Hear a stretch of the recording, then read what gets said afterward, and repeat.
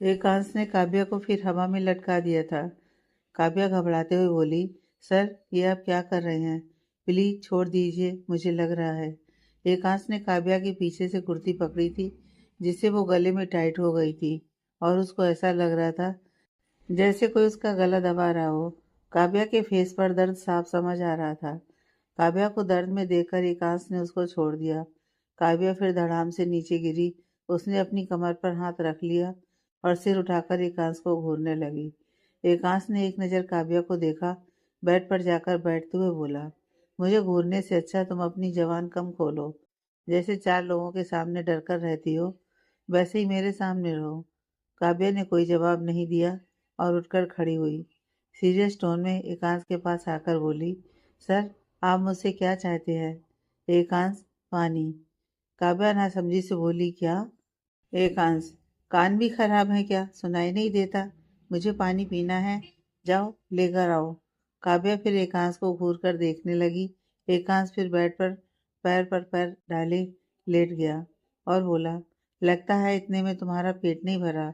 तुम अपने हाथ पैर पूरी तरह तोड़वाना चाहती हो। काव्या ने मुंह बनाकर एकांश को देखा और अपने बैग से पानी की बोतल निकालकर एकांश के सामने कर दी। एकांश बोतल को देखकर बोला, मैं प्लास्टिक की बोतल का पानी नहीं पीता। काव्या धीरे से गुस्से में बोली, तो क्या कुआं खोदूं आपके लिए? लेकिन फिर भी एकांश ने सुन लिया और वो अपने सर पर हाथ रखकर आंखें बंद करते हुए बोला, मरीली सी 1.5 फुटी लड़की कुआं खोदने की बात बोलते हुए अच्छी नहीं लगती। तुम बस अपने ये बेजान से हाथों से गिलास में ही पानी ले आओ, वही बहुत बड़ा तीर मारने के बराबर होगा तुम्हारे लिए। काव्या ने चिढ़कर एकांश को देखा और उसको बोतल से मारने को हुई पर रुक गई। वो अभी एकांश से पंगे नहीं ले सकती थी। ये तो अच्छा था एकांश की आंखें बंद थीं, तो उसने काव्या को बोतल से मारने की कोशिश करते नहीं देखा। काव्या ने बोतल साइड में रखी और पैर पटकते हुए डोर के पास चली गई। काव्या ने अपने रूम के डोर को थोड़ा सा ओपन करके बाहर झाँक कर देखा। रमा जी तो आसपास नहीं है, तो वहाँ पर कोई नहीं था। काव्या फिर डोर बंद करके बाहर आई और जल्दी से किचन में आके एक गिलास में पानी निकाला और फिर अपने रूम के पास आई और डोर ओपन ही करने जा रही थी कि पीछे से उसके पापा विजय जी बोले, बेटा चलो खाना खा लो। काव्या अचानक से डर गई और पलटकर डोर से टेक लेकर खड़ी होकर घबराते हुए बोली, पापा भूख नहीं है। विजय जी, पर बेटा तुम सुबह भी ऐसे ही चली जाती हो, ना लंच बॉक्स लेकर जाती हो और अब रात को भी खाना खाने से मना कर रही हो। ऐसे तो तुम्हारी तबीयत खराब हो जाएगी। काव्या, पापा मैंने अपने दोस्त के साथ कंपनी में लंच कर लिया था। आज मैंने एक डील फाइनल करवाई तो उसकी पार्टी दी, तो कुछ ज़्यादा ही खा लिया, अब मन नहीं है। अब तो बस नींद आ रही है। विजय जी मुस्कुराकर बोले, ठीक है जाओ सो जाओ। काव्या भी मुस्कुरा दी और विजय जी का वहाँ से जाने का वेट करने लगी, क्योंकि डोर ओपन करते ही सामने बेड पड़ा था और एकांश वहीं लेटा था। विजय जी वहाँ से गए तो काव्या जल्दी से अंदर आई और डोर लॉक करने लगी कि उसको अपने बगल से गुस्से से भरी आवाज़ आई, तो तुम पार्टी कर रही थी? काव्या अचानक से चौंक गई और उसके हाथ से पानी का गिलास छूटकर पीछे गिर गया और सारा पानी उछलकर एकांश के कपड़ों के ऊपर गिरा। काव्या ने फिर अपने मुंह पर हाथ रख लिया। एक बार फिर उसने एकांश के कपड़े खराब कर दिए। सोचते हुए काव्या डर से पीछे की तरफ होने लगी। एकांश गुस्से में उसकी तरफ बढ़ते हुए बोला, ओवर कॉन्फिडेंस आ गया है। एक डील फाइनल होने पर पार्टी करोगी? काव्या अपने मुंह पर हाथ रखे अपना सिर नामे हिलाने लगी। एकांत उसकी तरफ बढ़ते हुए फिर बोला, नहीं, अब तुम करो पार्टी, बहुत शौक है ना पार्टी करने का। अब तुम चलो मेरे साथ पार्टी में। काव्या की आंखें बड़ी हो गईं। वो अपने मुंह पर हाथ रखे हुए ही बोली, क्या? एकांश ने काव्या की बाजू पकड़कर रोक लिया और उसके मुंह से हाथ हटाते हुए बोला, हाँ जाओ रेडी होकर आओ, वरना ऐसे ही खींच कर ले जाऊंगा। काव्या अपना हाथ छुड़ाते हुए बोली, सर आपको पता भी है आप क्या बोल रहे हैं? मैं कहीं नहीं जा रही हूँ। आप जा रहे हैं, वो भी अभी इसी वक्त मेरे रूम से। एकांश काव्या को दोनों बाजू से पकड़ते हुए बोला, तुम मुझे रूम से बाहर निकालोगी? काव्या, सर देखिए, मुझे आपसे कोई बहस नहीं करनी है, आप चले जाइए, वरना। एकांश, वरना क्या? काव्या, वरना मैं चिल्लाऊंगी। एकांश के फेस पर डेविल स्माइल आ गई और वो बोला, चिल्लाओ। काव्या ने मासूम सा मुंह बना लिया। वो समझ गई एकांश ये बात जान चुका है कि काव्या कभी मदद के लिए चिल्लाकर अपनी फैमिली को नहीं बुला सकती। उसकी फैमिली उसको ही गलत समझेगी। काव्या को शांत देखकर एकांश बोला, क्या हुआ, चिल्लाओ ना। अगर तुमसे ना हो पाए तो बोलो, मैं चिल्लाकर बुला लेता हूँ। काव्या ने तुरंत एकांश के मुंह पर हाथ रख लिया और बोली, प्लीज ऐसा मत करना, वरना मेरी मौत आज ही तय हो जाएगी। एकांश काव्या को देखने लगा। काव्या की आंखों में अजीब ही खालीपन था। एकांश ने काव्या का हाथ अपने मुंह से हटाया और बोला, तो चलो। काव्या आराम से एकांश को समझाने के लिए बोली, सर मैं नहीं जा सकती, प्लीज आप मेरे लिए और मुसीबत मत बढ़ाइए। कोई मेरे रूम में आया और मैं नहीं मिली तो बवाल हो जाएगा। एकांश बिना किसी एक्सप्रेशन के बोला, कोई तुम्हारे रूम में देखने कोई आता भी है? तुम जिंदा हो कि मर गई? काव्या शांत हो गई। उसके पास अब बोलने को कुछ नहीं था। एकांश ने सही तो कहा था। उसकी माँ तो बस उसको मारने को ही रूम में आती थी, और उसके पापा तभी रूम में आते थे जब उनको पता चलता था कि रमा जी ने उसको खाने को कुछ नहीं दिया है। तब वो बस खाना देने आते थे। काव्या सोच ही रही थी कि एकांश बोला, चलो वरना मैं खींच कर ले गया तो दोबारा घर रेंग कर आना पड़ेगा। काव्या ने एकांश की तरफ देखा तो एकांश उसके बगल में नहीं था। एकांश विंडो के बाहर खड़ा था। काव्या पीछे होते हुए विंडो तक आ गई, इसलिए एकांश ने उसको हाथ पकड़कर रोका था। काव्या ने एकांश के आगे बड़े हाथ को देखा तो कुछ सोचकर उसके हाथ पर हाथ रख दिया और विंडो से कूदकर बाहर आ गई। ऐसा करते टाइम काव्या को बहुत डर लग रहा था, पर उसको कुछ अलग सी खुशी भी महसूस हो रही थी। काव्या के घर से थोड़ी दूर पर एकांश की गाड़ी खड़ी थी। दोनों गाड़ी के पास आए तो काव्या सोचने लगी, वो बैठे तो कहाँ बैठे। वो एकांश की गर्लफ्रेंड तो थी नहीं जो उसके साथ आगे बैठती, और पीछे बैठती तो एकांश को कहीं ऐसा ना लगे काव्या उसको ड्राइवर समझ रही है। काव्या कंफ्यूजन में खड़ी थी कि एकांश ड्राइविंग सीट पर बैठते हुए बोला, आज भी डिक्की में बैठने का मन है क्या? काव्या को अपनी उस दिन की हालत याद आ गई और उसने हड़बड़ी में एकांश से ही पूछ लिया, मैं कहाँ बैठूं? एकांश ने घूर कर काव्या को देखा, फिर अपनी बगल वाली सीट का डोर ओपन कर दिया। काव्या एकांश को हैरानी से देखने लगी। एकांश उसको अपने बगल में बैठने को बोल रहा था या फिर वो कुछ गलत समझ रही थी। काव्या चुपचाप सी खड़ी सोच रही थी कि वो क्या करे, कि फिर एकांश की तेज आवाज आई, तुम्हारे दिमाग में होल है क्या, जो बातें वहां से निकल जाती हैं? काव्या अपने सेंस में आई और डरते हुए एकांश से बोली, मैं आगे बैठूं? एकांश चिढ़कर बोला, नहीं, गाड़ी की रूफ पर बैठ जाओ। काव्या अपनी नजर उठाकर गाड़ी की रूफ पर देखने लगी, पर गाड़ी बहुत ऊंची थी तो उसको ऊपर कुछ दिख नहीं रहा था। तो वो अपने पंजों पर खड़ी होकर ऊपर देखने की कोशिश करने लगी। एकांश ने काव्या को ऐसा करते देखा तो अपना सिर पीट लिया और गाड़ी से बाहर आया और काव्या के पास आकर उसको गाड़ी के अंदर धक्का दे दिया। काव्या रूप देखने में खोई थी कि अचानक से एकांश के धक्का देने से चौंक गई और चिल्लाते हुए बोली, कोई बचाओ, कोई मुझे किडनैप कर रहा है। एकांश ने काव्या को चिल्लाते देखा तो उसका मुंह बंद करते हुए बोला, चुप। काव्या अपनी आंखें बड़ी करके एकांश को देखने लगी। एकांश चिढ़कर बोला, सिर दर्द हो तुम, जितनी लंबी तुम नहीं उससे लंबी तुम्हारी जबान है। काव्या अपनी आंखें फड़फड़ाते हुए एकांश को शौक में देख रही थी। एकांश काव्या को देखकर शांत हो गया और उसकी आंखों में देखने लगा।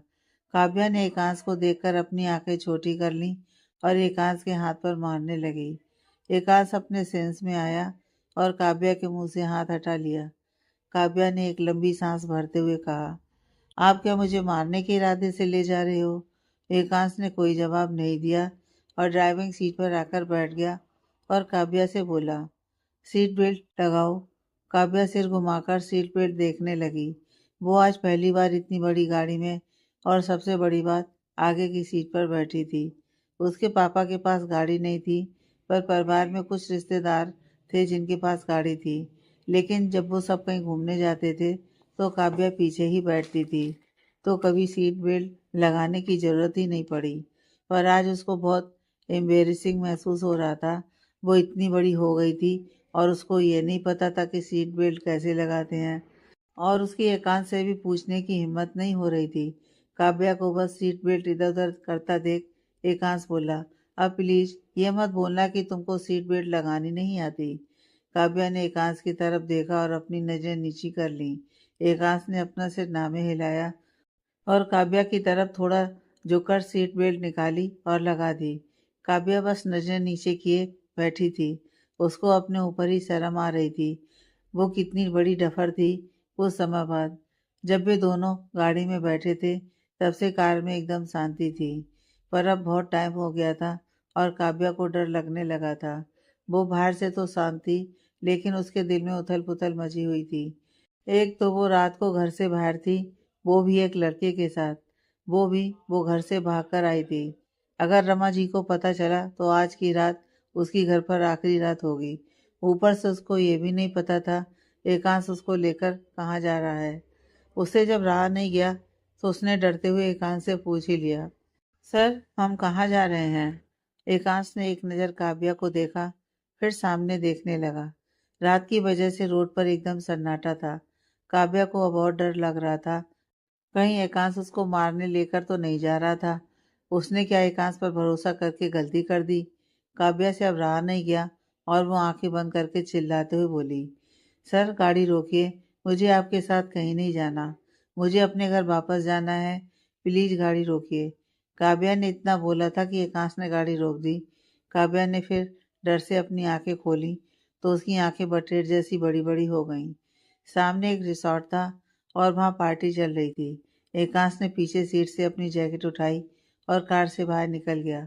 काव्या भी बाहर आ गई। एकांश जैकेट पहनकर रिसॉर्ट के अंदर जाने लगा लेकिन काव्या कार के पास ही खड़ी थी। एकांश ने जब काव्या को अपने साथ आते नहीं देखा तो पलटकर काव्या की तरफ देखकर बोला, अब क्या चार कंधों पर अंदर जाना है? काव्या अपने सेंस में आई और बोली, मुझे अंदर नहीं जाना, मैं घर वापस जाती हूँ। बोलकर काव्या मुड़ी और रोड की तरफ जाने लगी। वो कुछ कदम ही बढ़ी थी कि एकांश ने उसका हाथ पकड़ लिया और कार से लगाते हुए बोला, तुमको मुझे गुस्सा दिलाने में मजा आता है क्या? काव्या एकांश को देखने लगी। एकांश फिर बोला, मैंने बोला अंदर चलो, मतलब अंदर चलो। काव्या हिम्मत करके बोली, सर मुझे नहीं जाना, प्लीज मुझे जाने दीजिए। एकांश चिढ़कर बोला, क्यों, तुमको घर जाकर किसी और के साथ पार्टी करनी है? काव्या नासमझी से एकांश को देखने लगी। उसको समझ में नहीं आया एकांश बोलना क्या चाहता है। काव्या के एक्सप्रेशन देखकर एकांश चिढ़ते हुए बोला, ये बेकार से एक्सप्रेशन मुझे मत दिखाया करो। काव्या ने अजीब सा मुंह बना लिया और एकांश को अपने सामने से हटाते हुए बोली, सर ना मुझे कुछ देखना है ना दिखाना है, मुझे बस घर जाना है। एकांश, क्यों जाना है? काव्या हैरानी से बोली, क्यों का क्या मतलब होता है? आप लोग लेट नाइट पार्टी करते होंगे पर मैं नॉर्मल इंसानों की गिनती में आती हूँ जो नाइट में सोते हैं।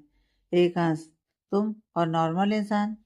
Kavya, yes sir. इतना बोलकर काव्या फिर जाने के लिए बढ़ी तो एकांश ने उसका हाथ पकड़ लिया और उसको सीधा पार्टी के अंदर ले जाने लगा। काव्या हैरानी से एकांश को रोकते हुए बोली, सर आप ये क्या कर रहे हैं? मैंने मना किया ना। एकांश, तो मैं क्या करूं? मैंने पहले ही बोला था अंदर चलो, तुमने नहीं सुना। It's your problem. Kavya, sir आप क्यों मेरे साथ जबरदस्ती कर रहे हैं? खुद तो हीरो बने हुए हैं, मुझे कबाड़ी बनाकर पार्टी में ले जा रहे हैं। आपने क्या मेरी इंसल्ट करवाने की कसम खाई है? काव्या की बात सुनकर एकांश रुक गया और काव्या की तरफ पलटकर आंखें छोटी करते हुए बोला, तुम अंदर इसलिए नहीं चलना चाहती क्योंकि तुमको लगता है तुमने कपड़े अच्छे नहीं पहने?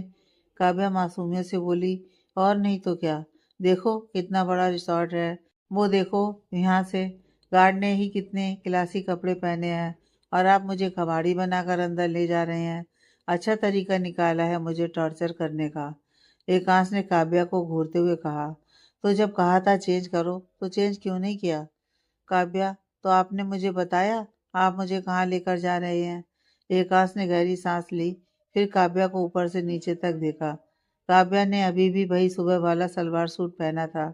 एकांश ने कुछ सोचा और काव्या को कार के पास लेकर आया और अपनी जैकेट निकाल कर देते हुए बोला, अपनी कुर्ती ट्राउजर में इन करो और ऊपर से जैकेट पहनो। काव्या मुंह खोलकर हैरानी से एकांश को देखते हुए बोली, ट्राउजर? कहाँ है ट्राउजर? एकांश, जो तुम पहने हो। काव्या, ये सलवार सूट है, ट्राउजर नहीं। एकांश, तुम बकवास मत करो, सब सेम ही होता है। जितना मुंह चलाती हो उतना दिमाग चलाओगी तो अच्छा रहेगा। काव्या मुंह खोलकर हैरानी से एकांश को देखने लगी। एकांश काव्या को देखकर बोला, मुंह क्या फाड़ रही हो? जल्दी करो, घर वापस नहीं जाना है क्या? काव्या ने अपना सिर हाँ में हिला दिया। एकांश ने अपनी जैकेट काव्या के हाथ में रखी और बोला, तो फिर जाओ, चेंज करो, वरना ऐसे ही अंदर चलो। तुम ऐसे भी चलोगी तो मुझे कोई प्रॉब्लम नहीं होगी, तुम अपना देखो। काव्या ने एकांश को देखा, फिर उसकी जैकेट को देखकर बोली, मैं आपकी जैकेट पहनूं? एकांश, तुम्हारी प्रॉब्लम क्या है? कितना मुंह चलाती हो? तुम्हारे पास बस 2 मिनट हैं, पहनना हो तो पहनो, वरना ऐसे ही अंदर ले जाऊंगा। मुझे कोई फर्क नहीं पड़ता कि तुमने क्या पहना है क्या नहीं। काव्या ने मुंह बनाकर एकांश को देखा और कार के अंदर चली गई। एकांश ने अपना सिर नामे हिलाया और कार से टेक लेकर खड़े होकर अपने फोन में कुछ करने लगा। काव्या 2 मिनट बाद कार से बाहर आई तो एकांश अपने फोन में देखते हुए बोला, चलो। काव्या फिर वहीं खड़ी रही तो एकांश ने अपना फोन बंद किया और काव्या की तरफ देखकर बोला, अब क्या प्रॉब्लम है? काव्या मासूमियत से बोली, ये जैकेट बहुत बड़ी है। एकांश, तो क्या अब इसको कट करके तुम्हारे साइज का करूं? काव्या, मैं बहुत अजीब लग रही हूँ, सब मुझे देखकर बातें करेंगे। एकांश, अजीब तुम नहीं, तुम्हारा ये छोटा दिमाग है। कुछ भी पहनो, कोई फर्क नहीं पड़ता है। हमारी पर्सनालिटी, हमारी एटीट्यूड, हमारे बिहेवियर से झलकती है, ना कि कपड़ों से। काव्या फिर एकांश को देखने लगी। एकांश काव्या के पास आया और उसकी गुथी हुई चोटी खोलकर उसके आगे के कुछ बाल एक साइड से दूसरी साइड करके बोला, हम जो पहनते हैं वो स्टाइल होता है, कपड़े कोई भी पहनो, बस आप कंफर्टेबल होने चाहिए। क्या तुम इन कपड़ों में कंफर्टेबल फील कर रही हो? काव्या ने अपनी पलकें झपका दी। एकांश, गुड बी कॉन्फिडेंट, बोलकर एकांश फिर आगे बढ़ गया। काव्या मुस्कुरा दी। उसने एक बार फिर अपने आप को देखा और एकांश के पीछे चली गई। एकांश और काव्या अंदर आए तो पार्टी में स्लो म्यूजिक बज रहा था। कुछ लोग आपस में बातें कर रहे थे तो कुछ लोग कपल डांस कर रहे थे। पार्टी देखने में बहुत हाई फाई लग रही थी। डेकोरेशन भी वहाँ का बहुत डिसेंट था। एकांश ने एक नज़र काव्या को देखा तो काव्या चारों तरफ नजरें घुमाकर देख रही थी। काव्या कुछ नर्वस लग रही थी। एकांश खड़ा था कि मिस्टर सिंह एकांश को देखकर उसके पास आए और बोले, हेलो। एकांश ने मिस्टर सिंह की तरफ देखा और उनको हेलो कहा। मिस्टर सिंह बोले, बहुत लेट हो गया तुमको, मुझे लगा तुम आओगे नहीं। एकांश, थोड़ा काम में बिजी था तो लेट हो गया। मिस्टर सिंह, रूही बहुत बार तुम्हारे बारे में पूछ चुकी है, तुमको देखेगी तो खुश हो जाएगी। एकांश बस हल्का सा मुस्कुरा दिया। काव्या ने भी मिस्टर सिंह की तरफ देखा तो उसकी आंखें बड़ी हो गईं। काव्या मिस्टर सिंह को पहचानती थी। उसने आज ही मिस्टर सिंह को देखा था और उनकी कंपनी के साथ डील फाइनल की थी। मतलब ये पार्टी मिस्टर सिंह की थी और एकांश उसको अपने साथ उस पार्टी में लाया था। काव्या सोचते हुए एकांश की तरफ देखने लगी। ये तो उसकी पर्सनल पार्टी थी ना, तो एकांश उसको क्यों लाया? काव्या सोच ही रही थी कि मिस्टर सिंह काव्या को देखकर बोले, तुम? काव्या मिस्टर सिंह की तरफ देखने लगी। मिस्टर सिंह काव्या को कहाँ देखा है, याद करते हुए बोले, तुमने ही आज प्रोजेक्ट प्रेजेंट किया था ना? काव्या ने बस अपना सिर हाँ में हिला दिया। वो क्या बोले उसको समझ नहीं आ रहा था। मिस्टर सिंह काव्या को देख रहे थे, उनको भी समझ में नहीं आ रहा था काव्या से क्या बोलें। वो एकांश को पहले से जानते थे। एकांश किसी से इतना मतलब नहीं रखता था, तो कंपनी की एक कॉमन एम्प्लॉय को पर्सनल पार्टी में लेकर आना उनको कुछ समझ नहीं आया। एकांश मिस्टर सिंह के सवालिया नजरें समझते हुए बोले, अंकल, रूही नहीं दिखी? मिस्टर सिंह मुस्कुरा दिए और इधर उधर रूही को देखते हुए बोले, वो अपने दोस्तों के साथ थी, मैं इन्फॉर्म कर देता हूँ तुम आ गए हो। इतना बोलकर मिस्टर सिंह वहाँ से चले गए। एकांश ने फिर एक कॉर्नर की टेबल देखी और उसमें जाकर बैठ गया। काव्या भी उसके पास आकर खड़ी हो गई और उसकी एकांश के बगल में बैठने की हिम्मत नहीं हो रही थी। टेबल के पास जॉइंट सोफे वाली चेयर रखी थी तो उसको अगर बैठना था तो एकांश के बगल में ही बैठना पड़ता, और वो एकांश के बिल्कुल बगल में कैसे बैठ सकती थी। एकांश ने काव्या को खड़े देखा तो आंखें छोटी करते हुए बोला, तुम समाधि पर खड़ी हो क्या? काव्या ने एकांश को देखा और मासूमियत से बोली, मैं कहाँ बैठूं? एकांश अजीब तरह से काव्या को देखते हुए बोला, तुमको नहीं लगता तुम कुछ अजीब हो? काव्या ने एकांश को देखकर अपना सर नीचे कर लिया। एकांश ने अपना सरनामे हिलाया और काव्या का हाथ पकड़कर अपनी बगल में बैठा लिया। काव्या की आंखें बड़ी हो गईं। तभी एक वेटर ने टेबल पर पानी और जूस लाकर रख दिया। एकांश ने काव्या के ऊपर कोई ध्यान नहीं दिया और जूस उठाया और अपना फोन निकालकर उसमें देखते हुए धीरे धीरे पीने लगा। काव्या ने एकांश को देखा, फिर हिम्मत करके बोली, सर आप मुझे पार्टी में क्यों लाए? एकांश ने काव्या को एक नज़र देखा और फिर फोन में देखते हुए बोला, क्योंकि मैं यहाँ किसी को नहीं जानता। काव्या फिर हैरान हो गई और सोचने लगी, क्या अगर एकांश यहाँ किसी को नहीं जानता तो क्या उसको जानता है, जो उसको अपने साथ कंपनी के लिए लेकर आया है? उनको मिले तो आज बस 2 दिन ही हुए हैं और इन 2 दिनों में उन दोनों की बस लड़ाई ही हुई है। काव्या सोच ही रही थी कि एकांश बोला, जाओ मेरे लिए खाना लेकर आओ। काव्या अपने सेंस में आई और हैरानी से एकांश को देखने लगी। एकांश फिर बोला, तुम पूरी डिफेक्टेड पीस हो, कभी मुंह फैला लेती हो तो कभी आंखें। नॉर्मल नहीं रह सकती हो क्या? काव्या नॉर्मल होते हुए बोली, सर मैं नॉर्मल ही रहती हूँ, आप ही मुझे शौक देते हो। एकांश, जिस दिन शौक दूंगा उस दिन हॉस्पिटल में दिखाई दोगी, इसलिए अब मुंह कम चलाओ और जाकर मेरे लिए खाना लेकर आओ। मैंने सुबह से कुछ नहीं खाया है, अब मुझे भूख लगी है। काव्या ने मुंह बनाकर एकांश को देखा और उठकर जाते हुए मन में बोली, अब समझ आया मुझे क्यों लाए हैं अपने साथ, ताकि मुझे बेटर बना सकें और खुद महाराजा के जैसे फैल के रौब झाड़ें। काव्या बड़बड़ाते हुए जा रही थी कि उसको याद आया, उसको तो पता ही नहीं है एकांश को खाने में क्या पसंद है, वो खाने को लाएगी क्या। काव्या फिर एकांश के पास आई और बोली, सर आप क्या खाएंगे? एकांश अपने फ़ोन में देखते हुए बोला, जो तुमको पसंद आए ले आना।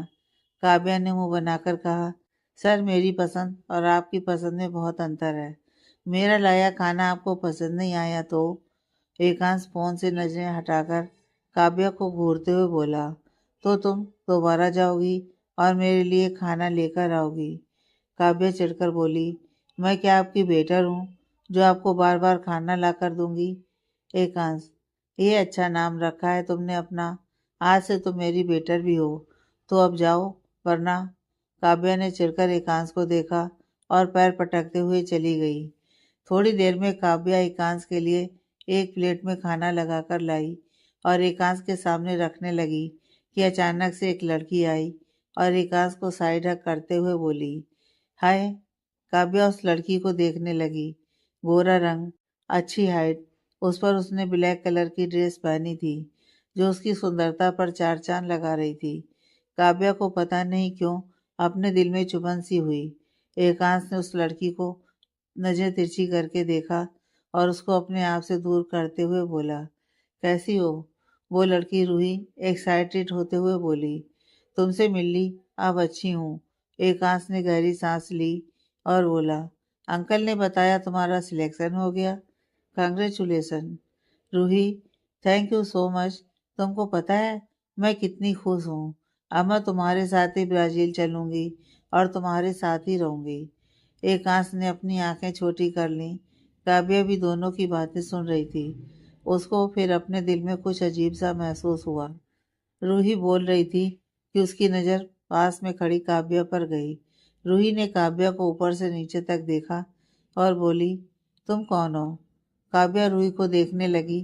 काव्या को इतना अजीब लग रहा था कि उसको समझ में नहीं आया कि वो क्या बोले। वो चुपचाप खड़ी थी कि रूही एकांश के साइड से काव्या के पास आई और बोली, कुछ बोलती क्यों नहीं? तुम कौन हो? एकांश ने काव्या को नर्वस देखा तो थोड़ा खिसक सोफे के दूसरी साइड आया और काव्या का हाथ पकड़कर अपनी बगल में बैठा लिया। काव्या एकदम से चौंक गई। ऊपर से एकांश उसके साइड आया था तो अब काव्या बिल्कुल एकांश से चिपक कर बैठी थी। दोनों के पैर आपस में टच हो रहे थे। काव्या आंखें बड़ी करके शौक में एकांश को देख रही थी। इस बार रूही का भी यही हाल था। एकांश किसी लड़की को खुद अपनी बगल में बैठा रहा है, ये बात उसको हजम नहीं हो रही थी। रूही सोचते हुए काव्या को ऊपर से नीचे तक देखने लगी। काव्या ना सुंदर थी, ना ही ढंग के कपड़े पहने थी। फिर ऐसा क्या था काव्या में जो एकांश उसको अपने बगल में बैठा रहा था? और वो थी कौन? रूही के दिमाग में बहुत से सवाल थे। रूही ने काव्या को देखते हुए एकांश से सीधा पूछ लिया, तुम इस लड़की को जानते हो? एकांश बिना किसी एक्सप्रेशन के बोला, ये मेरी दोस्त है। एंड एक्सक्यूज मी, मैं खाना खा लूं? तुमने तो अपने दोस्तों के साथ खा लिया होगा। रूही ने अपनी आईब्रो आपस में जोड़ ली। वो एकांश के इशारे को अच्छे से समझ रही थी। एकांश उसको इनडायरेक्टली जाने को बोल रहा था। रूही चिढ़ गई और काव्या को घूरते हुए वहां से चली गई। रूही चली गई थी, लेकिन काव्या शौक में बैठी एकांश को देख रही थी। एकांश ने उसको दोस्त बोला। काव्या सुनते ही शौक में चली गई थी। क्या वो दोस्त थे? पर ये कब हुआ, कैसे हुआ, और ये बात उसको कैसे नहीं पता? काव्या अपनी सोच में डूबी थी, पर एकांश का ध्यान उसके ऊपर नहीं था। एकांश ने खाने की प्लेट अपने सामने की और एक निवाला तोड़कर अपने मुंह में रखने वाला था कि उसकी नज़र काव्या पर गई, जो उसको मुंह खोले हैरानी से देख रही थी। एकांश ने अपनी आंखें छोटी कर लीं और काव्या के खुले मुंह में निवाला रख दिया। काव्या और शौक हो गई। एकांश ने उसको खाना खिलाया। कहीं कुछ तो गड़बड़ है। काव्या अपने ख्यालों में खोई थी, पर एकांश को सच में बहुत भूख लगी थी। एकांश ने गुस्से में कंपनी में कुछ भी नहीं खाया था, इसलिए वो फिर अपना फोन देखते हुए खाना खाने लगा। काव्या ने अपने मुंह का निवाला फिनिश किया और एकांश को देखकर बोली, आपने अपनी दोस्त से झूठ क्यों बोला? एकांश नजर तिरछी करके काव्या को देखने लगा। काव्या ने अपना थूक अंदर किया और बोली, आपकी दोस्त को बुरा लगा होगा। एकांश अपने फोन में देखते हुए बोला, वो मेरी दोस्त नहीं है। काव्या, क्या वो आपकी दोस्त नहीं है? तो आप उसको हक क्यों कर रहे थे? एकांश ने अपनी आंखें छोटी कर ली और बोला, तुमको कोई दिक्कत है मेरे किसी को हक करने से? काव्या हड़बड़ा गई और बोली, नहीं, मुझे क्या दिक्कत होगी? मैं तो बस इसलिए बोल रही थी कि वो अभी आपके साथ जाने वाली है। आपने उनसे ऐसे बातें की, उनको बुरा लगा होगा। एकांश, मैं उसको जानता नहीं और मैं उसको साथ ले जाऊंगा। Nice joke. काव्या हैरानी से बोली, आप उसको जानते नहीं मतलब? जब जानते नहीं तो आपको कैसे पता उसका सिलेक्शन हो गया और बिना जाने आप उससे बात कर रहे थे? एकांश ने काव्या को आंखें छोटी करके देखा और फिर से उसके मुंह में निवाला रखते हुए बोला, तो तुम मेरी बातें सुन रही थी? काव्या ने निवाला अंदर किया और बोली, मैंने नहीं सुना। आप इतनी तेज बोल रहे थे कि अपने आप सुनाई दे गया। एकांश ने अपना सिर नामे हिलाया और बोला, तो मेरे लिए स्वीट में कुछ क्यों नहीं लाई? काव्या, आप स्वीट खाते हो? एकांश, क्यों, मैं नहीं खा सकता क्या? काव्या, ऐसा नहीं है, पर मैंने सुना है बड़े लोग स्वीट नहीं खाते। तो एकांश, तो तुम अपना दिमाग कम चलाओ और मेरे लिए स्वीट लेकर आओ। काव्या ने फिर एकांश से बहस करना सही नहीं समझा और उठकर एकांश के लिए स्वीट लेने चली गई। काव्या स्वीट लेकर एकांश के पास आ रही थी कि रूही उससे टकरा गई। काव्या ने रूही को सॉरी कहा और आगे बढ़ने लगी, पर रूही ने काव्या का हाथ पकड़ लिया और बोली, बहुत स्मार्ट बन रही हो। काव्या समझी नहीं तो बोली, सॉरी, मैं समझी नहीं, आप क्या बोलना चाहती हैं? रूही, अच्छा नाटक कर लेती हो, ऐसे ही भोली भाली बनकर एकांश को फंसाया है। काव्या रूही की बात सुनकर बोली, सॉरी, आप गलत समझ रही हैं। रूही, ओह प्लीज, ये नाटक मेरे सामने मत करो। तुम्हारी जैसी लड़कियों को बहुत अच्छे से जानती हूँ।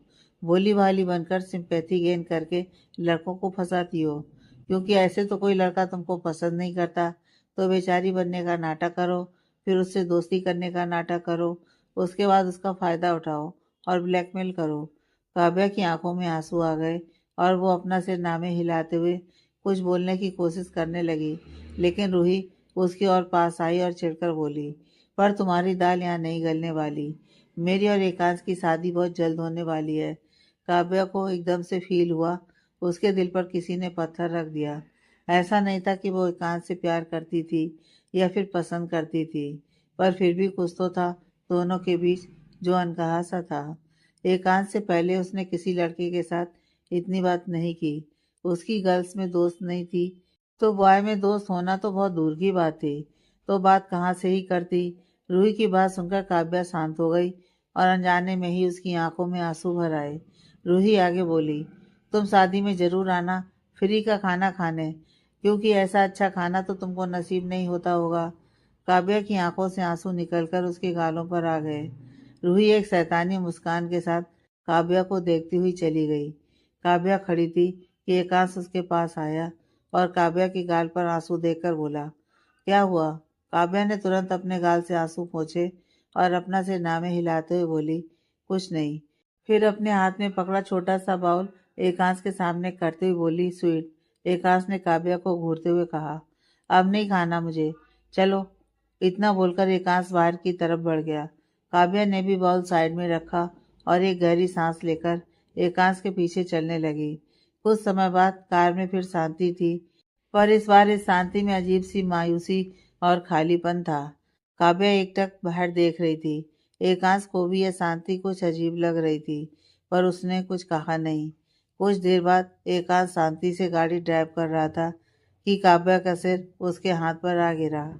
एकांश ने तुरंत गाड़ी में ब्रेक लगा दी तो काव्या का सिर आगे की तरफ होने लगा।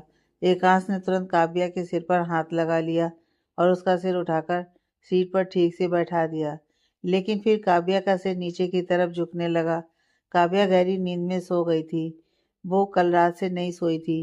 कल रात एकांश की वजह से उसको नींद नहीं आई थी और आज तो आधी रात निकल गई थी और इतनी शांति होने की वजह से वो कब सो गई उसको कुछ होश नहीं था। एकांश ने फिर काव्या का सिर सीट पर अच्छे से रखा, पर कोई फायदा नहीं था। हार कर एकांश ने काव्या का सिर अपने कंधे पर रखा और एक हाथ से उसका सिर पकड़कर ड्राइव करने लगा। काव्या आराम से एकांश के कंधे पर सिर रखकर सो रही थी। कुछ समय में एकांश ने काव्या के घर से थोड़ी दूरी पर गाड़ी रोकी और काव्या को उठाते हुए बोला, उठो, तुम्हारा घर आ गया। लेकिन काव्या बेहोश होकर सो रही थी। एकांश ने उसको एक दो बार उठाया, लेकिन वो उठी नहीं, तो एकांश ने भी अपना सर सीट से लगा लिया। नेक्स्ट मॉर्निंग चिड़ियों की आवाज़ से काव्या की नींद खुली। उसने अंगड़ाई लेते हुए अपना हाथ ऊपर किया, तो उसका हाथ एकांश की चिन पर पड़ा और अचानक से एकांश नींद में तेज आवाज में बोला, आउच। एकांश की आवाज़ सुनकर काव्या की आंखें बड़ी हो गईं। वो जल्दी से ठीक से बैठ गई। एकांश भी, जो काव्या के साथ कार में ही सो गया था, उसकी नींद भी टूट गई और वो अपनी चिन को सहराते हुए बोला, तुम्हारे अंदर मैनर्स नहीं है क्या? काव्या हैरानी से एकांश को देखते हुए बोली, आप यहाँ क्या कर रहे हैं? एकांश, ओह हेलो, पहले देख लो तुम कहाँ हो। काव्या ने इधर उधर देखा तो अपने आप को कार में देख के बोली, मैं गाड़ी में क्या कर रही हूँ? फिर मन में सोचने लगी, मतलब वो रात भर घर से बाहर एकांश के साथ थी। अरे नहीं, अब तो उसको कोई बचा नहीं सकता। सोचते हुए काव्या गाड़ी के बाहर देखने लगी कि कहीं कोई है तो नहीं। काव्या की बात पर एकांश चिढ़कर बोला, तुम स्कूल में सबसे पीछे बैठती थी क्या? काव्या बाहर नजरें घुमाते हुए बोली, सर प्लीज दिमाग मत चाटिए। एकांश ने अपनी आंखें बड़ी करते हुए कहा, क्या कहा तुमने?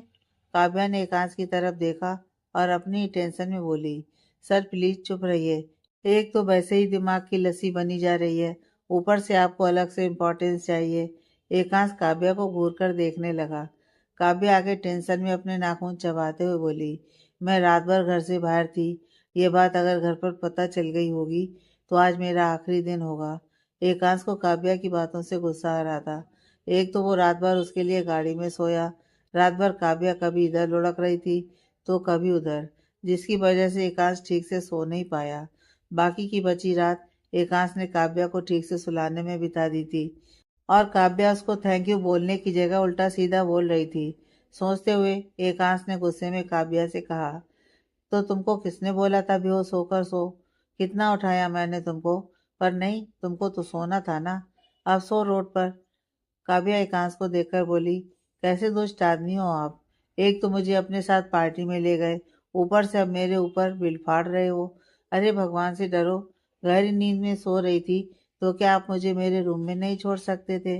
वैसे तो अलादीन के जिन के जैसे मेरे रूम में प्रकट हो जाते हैं। मुझे भी वैसे ही मेरे रूम तक छोड़ देते तो क्या चाहता आपका? रात में तो कोई नहीं देखता, पर अब सुबह हो गई है। सभी मॉर्निंग वॉक पर निकलेंगे। मैं अब घर कैसे जाऊंगी? एकांश चिढ़कर बोला, इट्स योर प्रॉब्लम। मैंने कोई ठेका नहीं उठाया है तुम्हारा। सोई तुम थी, मैं नहीं। मैं ले गया था तो मैंने तुमको घर पर वापस लाकर छोड़ा भी। तुम नहीं उठी तो ये मेरा प्रॉब्लम नहीं है। मैंने अपनी जिम्मेदारी पूरी की, अब तुम अपना समझती बैठो। मुझे कोई लेना देना नहीं है तुमको अब कैसे घर जाना है कैसे नहीं, जाना भी है कि नहीं, जो करना है करो, पर इस कार के बाहर तो तुरंत मेरी गाड़ी से बाहर निकलो। काव्या एकांश को सीरियस होकर देखने लगी। एकांश गुस्से में गाड़ी में हाथ मारते हुए बोला, तुमको रात में ही कार से बाहर फेंक के चले जाना चाहिए था, बेकारी तुम्हारे बारे में सोचा। काव्या उदासी से एकांश को देखने लगी। एकांश गुस्से में कार से बाहर आया और काव्या को कार से बाहर निकालकर गुस्से में चला गया। काव्या बस हैरानी से एकांश को देखती रह गई। एकांश काव्या को छोड़कर चला गया। काव्या घबराई हुई सी इधर उधर देखकर कि कहीं कोई देख न ले, छुपते हुए अपने कमरे की खिड़की तक आई और उछलकर खिड़की पर बैठी और अंदर आई कि उसके पैरों तले जमीन खिसक गई। विजय जी और रमा जी उसके रूम में बैठे थे। रमा जी की आंखें गुस्से में आग उगल रही थीं और विजय की आंखों में नमी थी। काव्या दोनों को देखकर स्टैचू जैसी हो गई थी। अब ना उसके अंदर आगे कदम बढ़ाने की हिम्मत थी और ना कुछ बोलने के लिए मुंह में शब्द। उसका दिल अब डर से इस कदर तेज चल रहा था कि उसको ऐसा लग रहा था वो अपनी आखिरी सांसें ले रही है। रमा जी काव्या को देखकर गुस्से में गरजती हुई बोली, आ गई हमारा मुंह काला करवा के। वैसे ही तेरा मुंह काला है और कितना करवाएगी। काव्या रमा जी की बातें सुनकर रोने लगी। रमा जी फिर गरजते हुए बोली, कब से हमारी नाक के नीचे ये सब कर रही है। काव्या की आंखों से आंसू की धारा निकलने लगी और वो अपना सिर नामे हिलाते हुए रमा जी के पास आई और बोली, माँ। पर उसका इतना ही बोलना था कि रमा जी ने घसीट के तमाचा काव्या को लगा दिया। काव्या ने रोते हुए अपने गाल पर हाथ रख लिया। रमा जी गुस्से में बोली, एक शब्द मत बोलना, आज से तेरा घर से निकलना बंद। सलोनी ने तेरे लिए रिश्ता बताया है, आज ही वो देखने आएंगे। अगर उन्होंने तुझे पसंद कर लिया तो आज ही तेरी सगाई होगी और 4 दिनों में तेरी शादी। तुझ जैसी कलमुई को अब मैं और अपने घर में नहीं देख सकती। पता नहीं कौन से पाप किए थे मैंने जो तुझ जैसी मनूस मेरी कोख से पैदा हुई। पैदा होते ही अपने बाप को खा गई। जैसे जैसे बड़ी हुई घर परिवार सबने छोड़ दिया मुझे। कितनी मुश्किलों का सामना किया, फिर कहीं जाकर विजय जी ने 2 बच्चों के साथ मेरा हाथ थामा। पर तुझ जैसी मनूस ने उनकी इज्जत तक नहीं की, उनकी इज्जत की भी धज्जियां उड़ाकर रख दी। सारे मोहल्ले में तेरी रात को किसी गाड़ी में बैठ के जाते हुए वीडियो घूम रही है। अरे इतना ही तुझे अपने आशिक के साथ घूमने का शौक है तो एक बार में ही क्यों नहीं भाग जाती उसके साथ। कम से कम हम लोग ये तो बोल सकेंगे कि भाग गई हमारी बेटी। धंधे जैसे गलत शब्द तो नहीं सुनने पड़ेंगे हम लोगों को। काव्या बस रोई जा रही थी। उसने फिर कुछ बोलने की हिम्मत नहीं की, पर रमा जी ने उसको धक्का देते हुए कहा, माँ मत बोल मुझे। बोल कर रमा जी गुस्से में कमरे से बाहर चली गईं। विजय जी आंखों में आंसू लिए एक कोने में दीवार से टेक लेकर खड़े थे। काव्या ने जमीन पर खड़े हुए उनको देखा और जल्दी से उठकर उनके पास आई और बोली, पापा। विजय जी ने अपनी आंखें बंद कर लीं और उनकी आंखों में भरे आंसू उनके गाल पर आ गए। काव्या को अपना दिल कुचलता हुआ महसूस हुआ। उसने विजय जी के हाथ पकड़ लिए और रोते हुए बोली, पापा मैंने कुछ गलत काम नहीं किया, मैं आपको सब एक्सप्लेन कर सकती हूँ। पापा मेरे ऊपर विश्वास तो है ना आपको। विजय जी ने अपने हाथ काव्या से छुड़ा लिए और बोले, मेरे प्यार में कहीं कमी रह गई थी क्या। काव्या आंखों में आंसू लिए बेचारगी से विजय जी को देखने लगी। विजय जी आगे बोले, जैसा तुम्हारी माँ ने कहा तुम अब वैसा ही करो, क्योंकि जो तुमने मेरे विश्वास के साथ किया है उसके बाद मैं अब लोगों की नज़रों का सामना नहीं कर पाऊंगा। काव्या रोते हुए अपना सिर नामे हिलाने लगी। विजय जी भी रूम के बाहर जाने लगे तो काव्या ने उनका हाथ पकड़कर रोते हुए कहा, पापा प्लीज एक बार मेरी बात तो सुन लीजिए। विजय जी ने काव्या से अपना हाथ छुड़ाते हुए कहा, अब कुछ सुनने को नहीं बचा। इतना बोलकर विजय जी रूम से बाहर चले गए। काव्या वहीं घुटने के बल बैठकर जोर जोर से रोने लगी। तभी उसकी नज़र एकांश की पहनी जैकेट पर गई। काव्या ने रोते हुए अपनी जैकेट निकाली और जमीन पर फेंकते हुए बोली, क्यों क्यों, क्या बिगाड़ा था मैंने आपका जो आपने ऐसा किया। क्यों बार बार मेरे घर आए, क्यों मैं गई आपके साथ। मेरे पापा जिन्होंने हमेशा मुझे प्यार दिया, आज आपकी वजह से वो मुझसे दूर हो गए। एकांश गुस्से में घर आया और फ्रेश होकर कंपनी के लिए निकल गया। कंपनी में भी एकांश आज गुस्से में ही था। अखिल भी ये बात महसूस कर चुका था, इसलिए वो आज एकांत से दूर ही था। वो एकांत के गुस्से को अच्छे से जानता था। एकांत काम तो कर रहा था, पर उसका पूरा ध्यान काव्या पर था।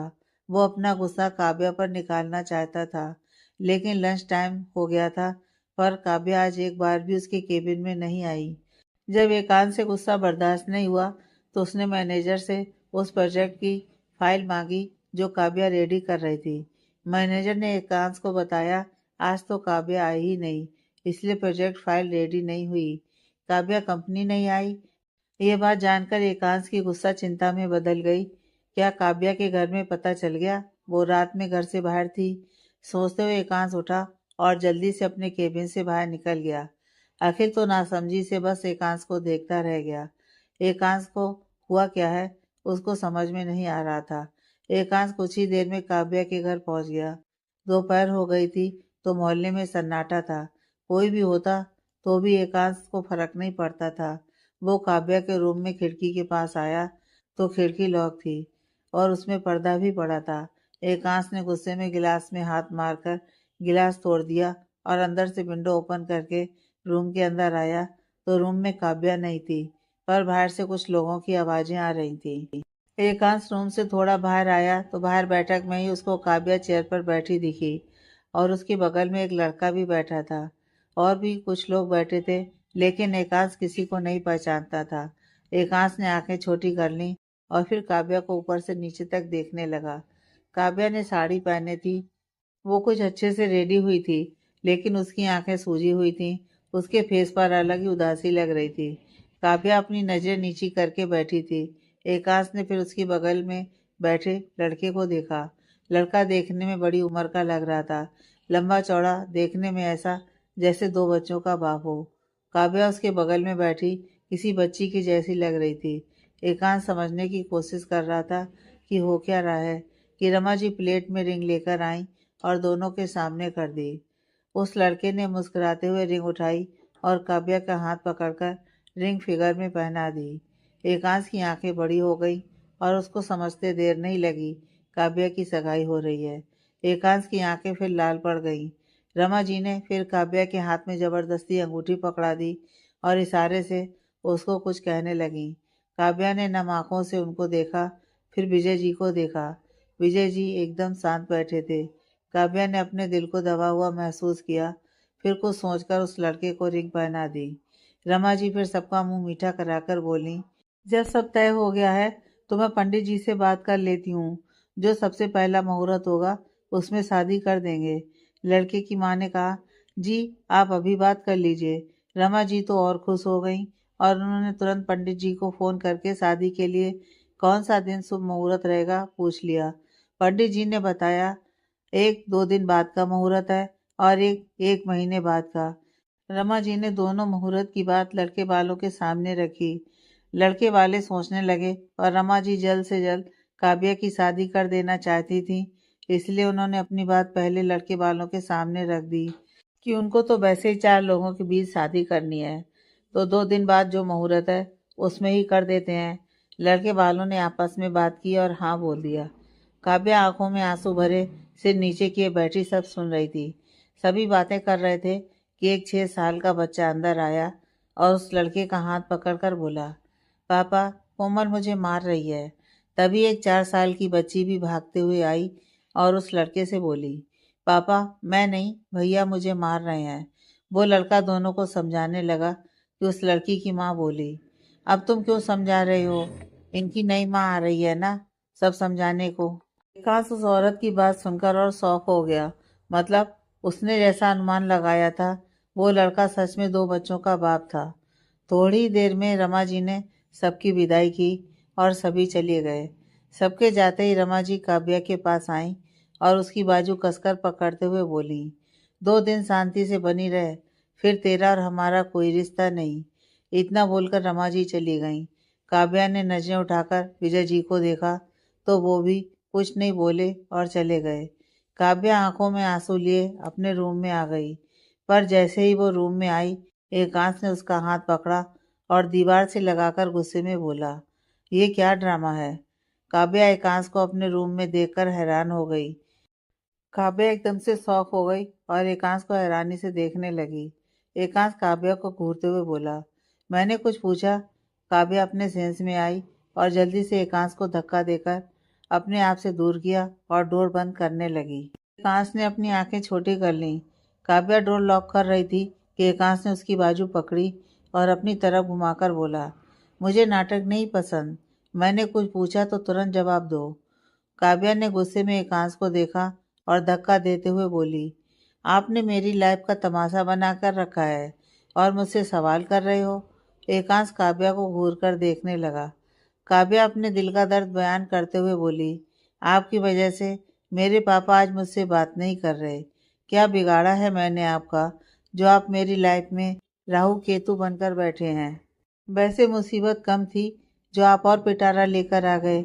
आप बड़े लोगों के घर में देर रात किसी लड़के के साथ जाना नॉर्मल होता होगा, पर हमारे जैसे छोटे परिवार में ऐसा नहीं होता। आपकी वजह से पूरे मोहल्ले में मेरे पापा की नाक कट गई और आप सोने पर सुहागा और कर दो बार बार मेरे घर आकर। इतने से आपका पेट नहीं भरा क्या? और क्या चाहते हो, मैं सूली पर चढ़ जाऊं? एकांश ने काव्या को घूरते हुए कहा, तुम्हारी फैमिली को तुम्हारे ऊपर विश्वास नहीं है तो इसमें मेरी गलती नहीं है।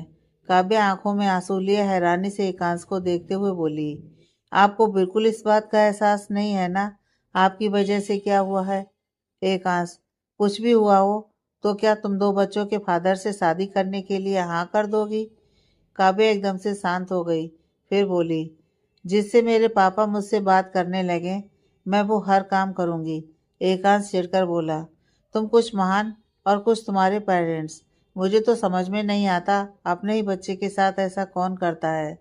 शादी ही करनी थी ना तुम्हारी तो किसी भी लड़के से कर देते। दो बच्चों का फादर ही मिला था। तुमको नहीं लगता ये सब जानबूझकर किया जा रहा है? फायदा उठाया जा रहा है तुम्हारी एक छोटी सी गलती का। काव्या शांत हो गई और सोचने लगी। एकांश उसके पास आया और उसकी दोनों बाजू पकड़कर उसकी आंखों में देखते हुए बोला, अपने लिए आवाज उठाओ, मना कर दो इस शादी के लिए। काव्या की आंखें बड़ी हो गईं और वो एकांश से अपने हाथ छुड़ाते हुए बोली, ये क्या बोल रहे हैं? मैं ऐसा कभी नहीं करूंगी। अगर मेरे पेरेंट्स को इससे खुशी मिलेगी तो यही सही। एकांश ने गुस्से में काव्या को देखते हुए कहा, तो तुम शादी के लिए मना नहीं करोगी? काव्या एकांश को देखते हुए बोली, सर ये मेरी लाइफ है, मैं किसी से भी शादी करूं, आपको क्या दिक्कत है?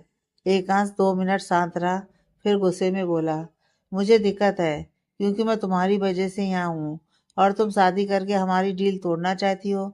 भले मैं अपने डैड से गुस्सा हूँ पर उनकी इंसल्ट करने वाले किसी को भी ऐसे ही नहीं जाने दूंगा। तुम्हारे जैसा कोई भी ऐरा गैरा आकर मेरे डैड को कुछ भी बोल के नहीं जा सकता। काव्या की आंखों में आंसू आ गए। एक पल को तो उसने कुछ और ही सोच लिया था। एकांश काव्या को घूरते हुए बोला, तुमको शादी करनी है तो आराम से करो, पर मैं भी देखता हूँ ये शादी कैसे होती है। जब तक हमारी डील पूरी नहीं होगी तुमको मैं भागने नहीं दूंगा। काव्या की आंखों में भरे आंसू बाहर आ गए और वो बोली, ठीक है मैं हार मानती हूँ। आप चाहते थे ना मैं आपके डैड से सारी मीडिया के सामने सॉरी बोलूं, तो मैं वो करने को रेडी हूँ। एकांश ने गुस्से में अपनी मुट्ठी भींच ली। उसका गुस्सा बढ़ता ही जा रहा था और वजह उसको भी नहीं पता थी। काव्या ने फिर कहा, तो अब आप यहाँ से जाइए, आप जब बोलेंगे मैं माफ़ी मांगने आ जाऊंगी। एकांश चिढ़कर बोला, ठीक है अपनी शादी वाले दिन रेडी रहना। इतना बोलकर एकांश गुस्से में चला गया। काव्या आंखों में आंसू लिए उसको देखती रह गई। एकांश को जरूरत से ज्यादा गुस्सा आ रहा था, इसलिए वो दोबारा कंपनी नहीं गया और सीधा अपने घर आ गया। पर जैसे ही वो अंदर आया उसका गुस्सा और बढ़ गया। रूही, मिस्टर सिंह और रणवीर जी और एकांश की दादी सभी हॉल में बैठे थे। एकांश को देखकर रूही उसके पास आई और एकांश का हाथ पकड़कर धीरे से बोली, कांग्रेचुलेसन, अब मैं पूरे हक से तुम्हारे साथ जाऊंगी। एकांश आंखें छोटी करके रूही को देखने लगा। रूही मुस्कुराते हुए बोली, हमारे पेरेंट्स ने हमारी शादी तय कर दी, जल्दी ही मैं तुम्हारी वाइफ बनकर जाऊंगी। I am so happy. एकांश की आंखें बड़ी हो गईं और वो रूही का हाथ झटकते हुए बोला, व्हाट नॉनसेंस। सभी एकांश को देखने लगे। रूही भी एकांश की तेज आवाज से डर गई थी। रणवीर जी बात को समझते हुए एकांश के पास आए और धीरे से बोले, बेटा क्या हुआ? एकांश गुस्से में बोला, आपने मुझसे पूछे बिना मेरी शादी तय कैसे की? रणवीर जी एकदम शांत हो गए, फिर बोले, तुम्हारी माँ यही चाहती थी कि तुम्हारी शादी रूही से हो। एक अंश, क्या सच में आप माँ की वजह से ऐसा कर रहे हैं या अपने बिजनेस में फायदे के लिए? माँ कभी मुझसे पूछे बिना कुछ नहीं करती। माँ मेरे बोले बिना समझ जाती थी कि मुझे क्या चाहिए, और आपको बस आपका फायदा दिखता है। उसके आगे आपने माँ को भी समय नहीं दिया और वो चली गई हम सबको छोड़कर। रणबीर जी की आंखों में हल्की नमी तैर गई। मिस्टर सिंह अपनी जगह पर खड़े हो गए और रणबीर जी से बोले, मुझे चलना चाहिए। इतना बोलकर मिस्टर सिंह रूही के पास आए और उसका हाथ पकड़कर ले जाने लगे। रूही रोने लगी और बोली, पापा प्लीज एकांत से बात करिए ना। मिस्टर सिंह ने कोई जवाब नहीं दिया और रूही को लेकर चले गए। रणवीर जी ने एकांत को देखकर कहा, तुम्हारी माँ की विश पूरी करने के लिए। रणवीर जी इतना ही बोले थे कि एकांत बीच में बोला, माँ ने बचपन में ऐसे ही खेल खेल में रूही से बोल दिया था वो उसकी शादी मुझसे करवाएंगी। तो इसका मतलब ये नहीं है कि आज अगर माँ होती तो वही बात मुझ पर थोपती। रणबीर जी एकांश को देखने लगे। एकांश आगे बोला, डैड आप ना कभी माँ को समझ पाए ना मुझे। आप कभी नहीं समझ पाए हम दोनों को क्या चाहिए, हम दोनों की खुशी किसमें है। माँ भी ऐसे ही चली गई और मैं। एकांश अपनी बात अधूरी छोड़कर अपने रूम में चला गया। रणबीर जी की आंखें हल्की नम हो गईं। उन्होंने अपनी माँ को एक नज़र देखा और चले गए। एकांश की दादी मीना जी भी परेशान हो गईं, लेकिन कुछ दूर पर खड़ा एक लड़का मुस्कुरा रहा था। एकांश अपने रूम में आया तो गुस्से में सारा सामान इधर उधर फेंकने लगा। वो जानता था उसने अभी गलती की। उसको दूसरों के सामने अपने डैड से ऐसे बात नहीं करनी चाहिए थी, पर वो अपना गुस्सा कंट्रोल नहीं कर पाया। काव्या का शादी के लिए मना ना करना उसको इस कदर गुस्सा दिला रहा था कि उसको ऐसा लग रहा था जैसे उसके दिमाग की नसें फट जाएंगी।